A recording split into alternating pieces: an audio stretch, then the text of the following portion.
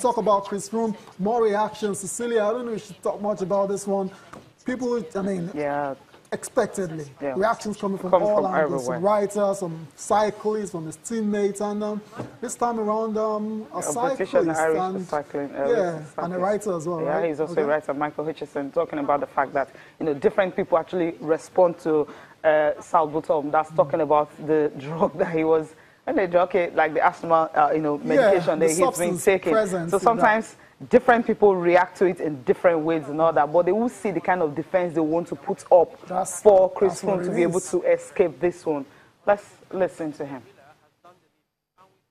They'll certainly be bringing that forward as a defence, but I think actually Sky have quite a serious problem, and I think they may struggle to make it go away. I mean, he was very critical of Wiggins' use of TUEs as someone who was on his own team, as someone who is his team leader. So to come from that background and then produce an adverse analytical finding, which is where he is now, is enormously damaging.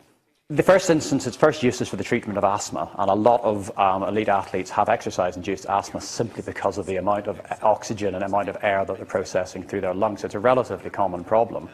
And salbutamol helps treat that. It doesn't make a lot of difference if you don't actually have asthma. There are a lot of things that are on the WADA list that, to be honest, possibly shouldn't be there. Salbutamol might even be one of them. I think the issue really is whether there's a ban as well. In general, what happens in cases like this is that even if there's no intent, people usually get stripped of the title that they were competing for at the time. The issue really is, does he get a 2-month ban, a 9-month ban, or possibly even a 4-year ban if it's regarded as a sort of a full-on doping offence? Yeah, it's talking about a salbutamol drug there, and also the fact that, you see, when Wiggins actually, you know, had an issue, you know, the way Team Sky reacted to it was different. Now we have Chris Froome, and the reaction also is going to be different. And the fact that I said earlier, since you have, when you have different people reacting to this particular medication different times, of course it's different people. So maybe that's the difference they want to put up to see if Chris Froome will go scot-free in this one. But it's very, very dicey and it's difficult. I mean, it's already, it's like a stain already. Yeah. I mean, the fact that people are even talking about it, not very good. We'll see how he manages to clear his name in this one. It's very important. It does. I mean, it's the face of cycling right now. 4 Tour de France is one of Vuelta as well too. It's targeting the Giro Italia next year, and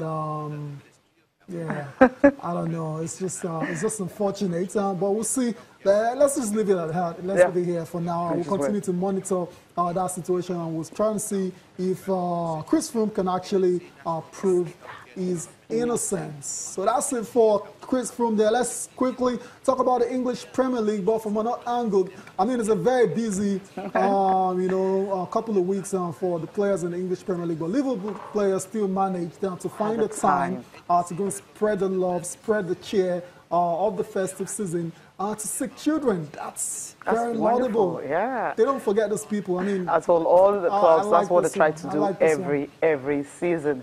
Let's just enjoy how they went to the particular hospital. And of course, some kids, even the ones that are not even supporting Liverpool, especially the Everton fan, he was given a gift and he was shocked about that. Alder A Hospital, that's it.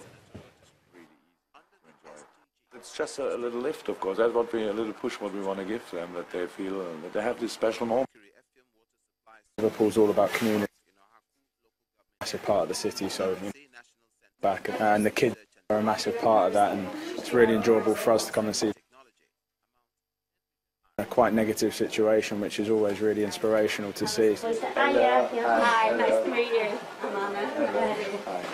Hello. You know, I have kids as well, and I know kind of how excited they are around Christmas. So to be, you know, in hospital not very well is very sad, but you know, it's the least we can do.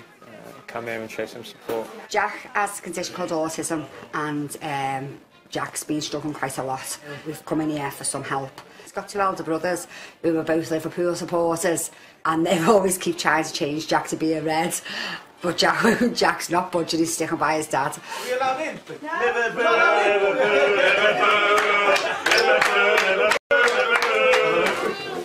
No. Is he a blue? He's telling fibs. That's good. Being the captain of the team, coming here is huge for me personally.